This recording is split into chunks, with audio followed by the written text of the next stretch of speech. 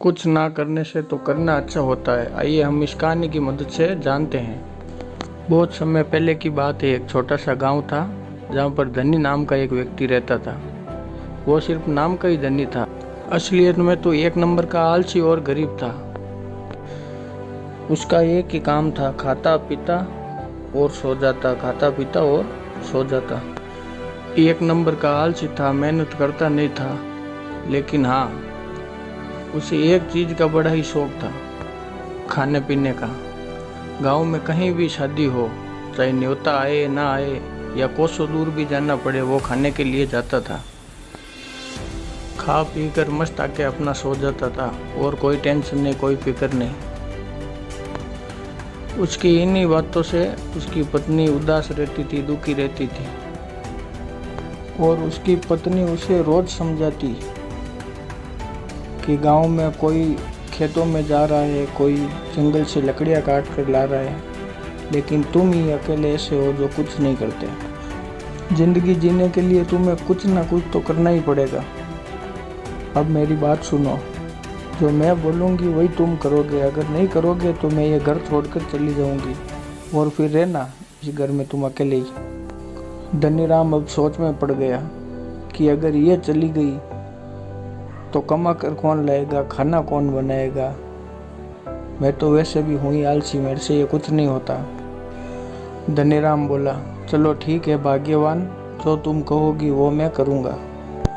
बताओ अब करना क्या है।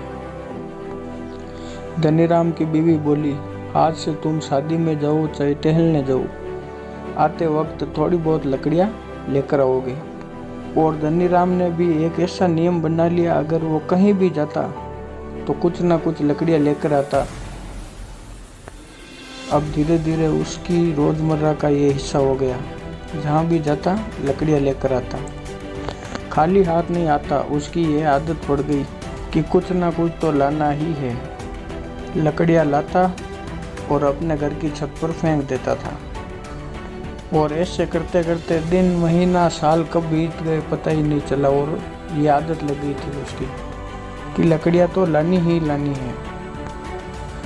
रोज की तरह धनीराम किसी की शादी में से खाना खाकर आ रहा था और उस दिन तेज बारिश भी हो रही थी, लेकिन धनीराम को जल्दी जल्दी घर जाना था। तभी धनीराम को याद आया, अरे मुझे तो कुछ लकड़ियाँ भी लेनी है।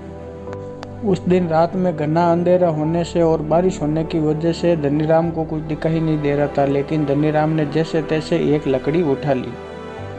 धनीराम घर आया और घर आते ही उसने वो लकड़ी अपनी छत पर फेंक दी। सुबह होते ही राजा के महल से कुछ दरबारी आए और नगर में ढिंढोरा पिटवाने लगे। सुनो सुनो, महारानी का हार चोरी हो गया है, जो लाकर देगा उसे 10,000 सोने के सिक्के दिए जाएंगे।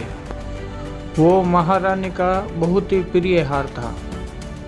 धनीराम की पत्नी खाना बनाने के लिए छत पर से लकड़ियां लेने गई और तभी उसने देखा कि महारानी का हार तो वहां छत पर पड़ा है।